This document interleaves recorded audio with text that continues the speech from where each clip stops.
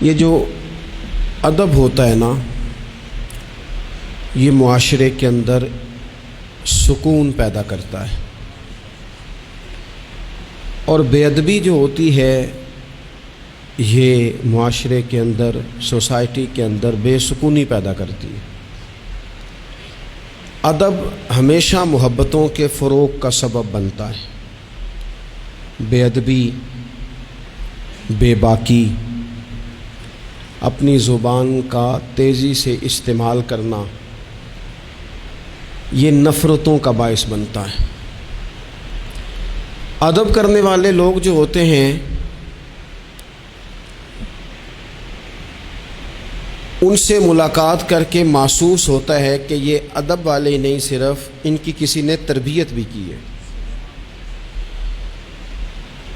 اور بے ادبی، توہین، کسی شخص کے لیے ہتک لہجہ اختیار کرنا، یہ بتاتا ہے کہ شخص غیر تربیت یافتہ ہے۔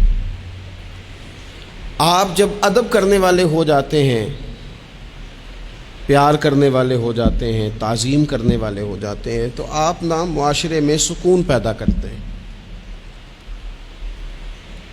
میٹرک کر کے، پی ٹی سی کر کے کوئی آدمی اسکول میں ٹیچر لگ گئے تھے، ایک شخص نے ان کے پاس تعلیم حاصل کی، پرائمری میں ان کے پاس پڑھا، پھر بعد میں اس نے ماسٹر کی ڈگری لی، پھر اس نے ایم فل کیا، پھر اس نے پی ایچ ڈی کی، پھر ایک بہت اونچی پوسٹ پر وہ آفیسر ہوئے، ایک بہت بڑی گاڑی اللہ نے انہیں دے دی۔ اتفاق ایسا ہوا کہ ایک دن وہ اسکول ٹیچر اپنی سائیکل پر، ریٹائر ہو گئے ہیں لیکن کوئی بڑی تنخواہیں نہیں ہوتی تھی پرانے زمانے میں اساتذہ کی، اب تو پھر بھی کچھ حوصلہ افزا معاملات ہیں، تو وہ ٹیچر اپنی سائیکل پر سمجھیے آ رہے ہیں گاؤں سے، اور ان کا وہ شاگرد جو کبھی کسی سن میں ان کے پاس پرائمری میں شاگرد رہا، وہ بھی آ رہا ہے گاؤں واپس، لیکن وہ پجاروں پہ آ رہا ہے۔ وہ ایک بڑی گاڑی پہ، 1.5 کروڑ کی گاڑی پہ بیٹھا ہے، اور وہ گاؤں آ رہا ہے شہر سے۔ اس نے جب سامنے دیکھا نا میرے استاد صاحب آ رہے ہیں، اس نے گاڑی روک دی، نیچے اترا، استاد جی کو سلام کیا، پھر کہا استاد صاحب یہ بچہ جو ہے نا یہ آپ کا سائیکل لے آئے گا، میں آپ کو اپنی گاڑی پہ نہ لے جاؤں جہاں آپ نے جانا ہے، پھر میں گھر چھوڑ دوں گا۔ استاد صاحب نے جانا اپنی سائیکل پہ ہی ہے، شکریہ ادا کیا، دعائیں دیں، بیٹھے اپنی سائیکل پہ ہی۔ اس نے نہ نذرانہ دیا انہیں، نہ تحفہ دیا ہے، نہ پیسے دیے، نہ ان کی پینشن میں اضافہ کیا ہے، نہ انہیں بڑا گھر لے کے دیا ہے۔ کیا کیا اس نے؟ ادب کیا ہے۔ اس نے اپنے استاد کا احترام کیا ہے، اس نے ان کی تعظیم کی ہے۔ نتیجہ اس کا کیا نکلا کہ استاد صاحب جب دوبارہ اس سائیکل پہ بیٹھتے ہیں نا تو انہیں محسوس ہوتا ہے میرا سائیکل تو پجاروں سے مہنگا ہے، اس لیے کہ پجاروں والے تو اتر اتر کے سائیکل کو سلوٹ کر رہے ہیں، انہیں یہ فیل ہوتا ہے کہ یہ مہنگا ہے۔ جب آپ کسی کو احترام دیتے ہیں، کسی کی قدر کرتے ہیں، کسی کے ساتھ آپ کا رویہ عقیدت والا ہو جاتا ہے، تو اس کا لازمی نتیجہ یہ نکلتا ہے کہ سوسائٹی میں سکون پیدا ہوتا ہے۔ دو قسم کے بچے ہوتے ہیں، ایک بچہ وہ ہوتا ہے جس سے ماں باپ بات نہیں کرتے، کوئی کام نہیں بتاتے، کوئی گفتگو نہیں کرتے، وہ کہتے ہیں اس کو تمیز ہی نہیں ہے بات کرنے کی، پتہ ہی کوئی نہیں کیا کہہ دے گا۔ وہ بیٹا ہے، وہ ہو سکتا ہے اس کی وہ کسی کے سامنے شکایت نہ کرے، لیکن وہ اسے کوئی کام نہیں بتاتے۔ ایک بچہ ایسا ہوتا ہے جس پہ ماں باپ سارا ہی بوجھ رکھ دیتے ہیں، انہیں پتہ ہوتا ہے کہ میں نے جو اس نے کہنا ہے وہ اس نے کر دینا ہے۔ اب وہ بچہ سکون دیتا ہے، ماں باپ اس کی وجہ سے اپنے دل میں راحت محسوس کرتے ہیں۔ ماں باپ بوڑھے تھے، وہ بچہ گھر آ گیا، دو رویے ہیں، آپ کو سمجھانے کے لیے چند مثالیں عرض کر رہا ہوں۔ ماں باپ بوڑھے ہیں، گھر میں غریبی ہے، بچہ ڈیوٹی سے آیا ہے، اب ماں باپ اسے کوئی کام کہنا چاہ رہے تھے، دونوں نے منصوبہ بندی کی ہے اور لفظ جمع کیے ہیں، اپنی سادگی میں کچھ جملے تراشے ہیں۔ بیٹا جب آیا تو بڑے دھیمے لہجے میں کہا پتر ہمیں تیرے وسائل کا بھی پتہ ہے، مسائل کا بھی پتہ ہے، تنخواہ کتنی ہے ہم جانتے ہیں، خرچے کتنے ہم جانتے ہیں، لیکن پتر ہم بھی تیرے علاوہ کس کو کہیں، تیری بہن غریبنی کو 10-20 ہزار کی ضرورت پڑ گئی ہے تو کو مہربانی کر اس کے ساتھ بھی، اور بڑے دبے لفظوں میں، ڈر کے، محتاج جملوں میں۔ بچہ تو ایسے ہوا جیسے پہلے سے ہی تیار بیٹھا تھا، لاوا تھا، پھٹ گیا، کہنے لگا ابا جی آپ ہر وقت مجھے تکلیف ہی دیتے رہتے ہیں، اماں ہر وقت آپ کام بتاتی رہتی ہیں، بہن کو سمجھائیں نا آپ کہ میرے پہلے بڑے مسئلے ہیں، میں کہاں سے اسے پیسے دوں، آپ اسے کہیں۔ ماں باپ بیچارے ساری رات روتے رہتے ہیں، یار یہ اس نے کیا کیا، نہ دیتا چلو وہ ڈب سے جواب دے دیتا۔ ایک رویہ دوسرا ہے، بیٹا گھر آیا ہے، ماں باپ نے بات کی، کہا پتر وہ تیری بہن کو کوئی ضرورت تھی اور ہم تیرے مسائل وسائل دونوں کو جانتے ہیں، دل نہیں کرتا تجھے کہنے کو، لیکن پھر ہم تو اب عمر کے اس حصے میں ہیں کہ مزدوریاں نہیں کر سکتے، تجھے ہی کہنا ہے، تو اگر تو محسوس نہ کرے تو کچھ رقم کی ضرورت تھی۔ تو پتر اٹھ کے قریب بیٹھ گیا ماں باپ کے، اور اس نے ہاتھ پکڑ کے باپ کا چوم کے کہا ابا جی مجھے آپ ڈر ڈر کے کام نہ بتایا کریں، آپ حکم کریں، میری جان بھی حاضر ہے۔ یہ 20,000 کی کیا بات ہوئی، آپ جتنے کہیں گے میں بندوبست کروں گا، اور بہن کو بھی آپ یہ کہیں کہ وہ ڈرا نہ کرے، وہ اس گھر کے حصے دار ہے، یہ اس کا میکا ہے، یہاں تو فخر سے آ سکتی ہے، ناز سے آ سکتی ہے، اسے کو جب آئے گی دروازہ کھلا ملے گا، جب آئے گی بھائی کی شفقت ملے گی۔ بہن نے بھائی پہ ناز نہیں کرنا تو کس پہ کرنا ہے؟ روئیں گے اس کے ماں باپ بھی ساری رات ہی، پر دعائیں دیتے روئیں گے، ان کا بھی تقیہ بھیگ جائے گا، پر ساتھ وہ یہ کہیں گے یا اللہ اس طرح کی اولاد سب کو عطا کرنا، یا اللہ دیکھنا اس بیٹے کو کبھی تیز ہوا نہ لگے۔ آپ جب بے ادبی کرتے ہیں تو تکلیف ہوتی ہے، اور جب ادب کرتے ہیں، جب آپ اکرام کرتے ہیں، جب آپ کے لہجے کے اندر خوبصورتی ہوتی ہے۔ میں سیکھنے والا ہر جگہ سے سیکھتا ہے نا، ایک دکاندار سے میں نے ایک بات سیکھی، ایک دن میں ان طالب علموں کو بتا رہا تھا، آپ کو بھی عرض کرتا ہوں۔ دکاندار سے ایک میں نے بات سیکھی، ایک صاحب دکاندار کے پاس آئے تو کوئی چیز مانگی، تو اس صاحب نے وہ چیز دکھائی تو کہنے لگے تسی ردی رکھ دے ہو، جو کچھ بھی رکھ دے ہو سب تو نکما تواڈے کول ہی ہوندا ہے، ہر شے بری تم سے ہی ملتی ہے۔ اور چہرے کے اثرات بھی اس طرح کے تھے کہ سامنے والا لاڑی پڑے، پر وہ دکاندار ہنس پڑا، اور اس نے ہنس کے بڑے خوبصورت انداز میں کہا پاجی لینا دینا تے مقدراں دا ہے، بولو تے ٹھیک نہ، وہ لینا دینا تے نصیباں دا ہے، بولی تے ٹھیک کرو، تہاڈی بولی نہیں ٹھیک۔ تو وہ شخص نا تھوڑا سا صحیح بولی تو اس نے نہیں کی، لیکن وہ تھوڑا سا نا اس پہ اثر ہوا، اس کے چہرے پہ ایک نہ ماننے والی شرمندگی بھی ہوتی ہے، بندہ شرمندہ ہوتا ہے پر ماننے کو تیار ہے، ایک نہ ماننے والی شرمندگی چہرے پہ آئی۔ تو آپ جب ادب کے دائروں میں رہتے ہیں، جب آپ کا تعین اس طرح کا آپ اپنی زندگی میں طے کرتے ہیں کہ میں نے بے ادب نہیں ہونا، اور سامنے والے کا لہجہ بے ادبی والا ہو بھی تو نہیں ہونا، تو پھر آپ کچھ اور بن جاتے ہیں۔ میرے رسول پاک صلی اللہ علیہ وسلم نے ادب کی تلقین ان لفظوں میں کی کہ اس تلقین میں تاکید بڑی پائی جاتی ہے۔ اللہ کے حبیب نے فرمایا جو چھوٹے پہ شفقت نہ کرے اور بڑے کا اکرام نہ کرے، اس کی سزا کیا بیان کی؟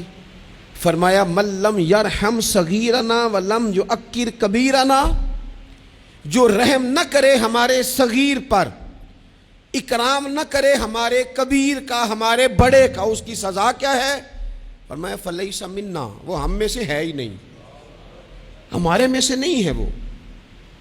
اس نے جو ادب کا خاص حسن ہمارے دین نے دیا ہے، جب اس نے فالو ہی نہیں کیا تو پھر وہ ہم میں سے۔ اور ادب سے مراد صرف خوشامد کرنا نہیں ہوتا۔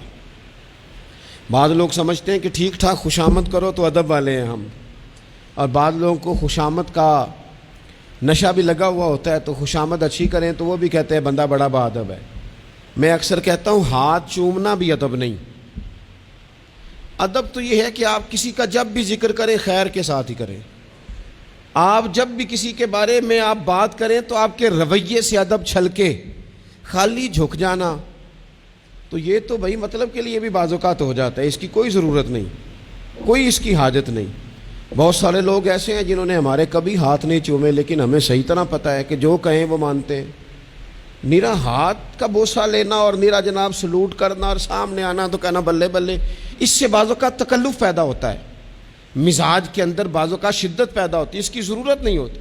ادب ہمیشہ، اور ادب کے بڑے دائرے ہیں۔ اب صحیح بخاری میں حدیث ہے، استادوں کے مقابلے میں مسئلہ نہیں بتانا چاہیے، یہ بھی ادب ہے۔ آتا بھی ہو تو نہیں بتانا، بڑے بیٹھے ہوں تو کسی کو نصیحت نہیں کرنی چاہیے، یہ بھی ادب ہے۔ صوفیاء تو یہاں تک فرماتے ہیں کہ شیخ بیٹھا ہو تو تسبیح نہ چلاؤ، وہ تمہیں نصیحت کر رہا ہے، تم تسبیح چلا رہے ہو، تم اسے بتانا چاہ رہے ہو کہ میں تو نیک آدمی ہوں، تو باتیں کر رہے ہو، میں اللہ اللہ کر رہا ہوں۔ ادب کے جو معیار دین نے طے کیے ان کو آپ دیکھیں، اپنے بزرگوں کے سامنے آپ کو مسئلہ آتا بھی ہے تو نہ بتائیں، آپ ادب کا ماحول بنائیں، آپ کی طبیعت ادب والی ہو، ذوق ادب والا ہو، مزاج ادب والا ہو۔ حضرت عبداللہ ابن عمر، یہ صحیح بخاری میں حدیث ہے، حضرت عبداللہ ابن عمر رضی اللہ تعالیٰ عنہ کہتے ہیں میں نبی پاک علیہ السلام کی بارگاہ میں حاضر تھا اور کبار صحابہ بیٹھے ہوئے تھے، بڑے بڑے جید لوگ، کہتے ہیں بڑے بڑے اکابرین صحابہ بیٹھے تھے، تو حضور نے سوال پوچھا۔ نبی پاک علیہ السلام نے فرمایا بتاؤ وہ درخت کون سا ہے جس کی مثال مومن کی طرح ہے، جو پھل زیادہ دیتا ہے، محبت زیادہ کرتا ہے، کون ہے جس کی مثال مومن کی طرح ہے؟ حضرت عبداللہ ابن عمر فرماتے ہیں کہ مجھے پتا تھا کہ کھجور کا درخت ہے، یہ صحیح بخاری ہے۔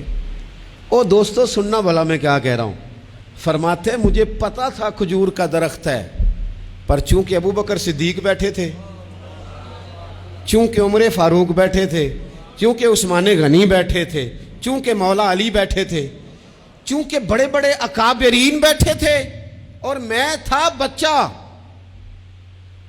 فرماتے ہیں جواب آتا بھی تھا تو میں نے اس لیے نہیں دیا کہ میرے باپ بیٹھے ہیں، میرے چچا بیٹھے ہیں، ان کے ہوتے ہوئے صلاح دوں، ان کے ہوتے ہوئے میں بات کروں؟ فرماتے ہیں میں نے بتایا نہیں، لیکن جب کسی نے نہ بتایا تو حضور نے خود فرمایا وہ کھجور کا درخت ہے، فرماتے ہیں میرے دل میں خیال آ گیا کہ میرے ذہن میں جو جواب تھا بالکل ٹھیک تھا، دیا کیوں نہیں، بتایا کیوں نہیں؟ جواب آتا تھا پھر بھی نہیں بتایا، اس لیے کہ بڑوں کا ادب قائم رہے، بڑوں کا مزاج قائم رہے۔ لیکن یہاں تو بھائی استادوں کے ہاتھ سے 1 منٹ میں نکل جاتا ہے سارا کچھ۔ شاگرد کہتا ہے میں بتاتا ہوں نا استاد جی تو گوگل چلاتے نہیں، اور میں تو گوگل کا مفتی ہوں پورا، میں نے تو مسئلہ نکال بھی لیا ہے، میں ابھی میں نکال کے دیتا ہوں۔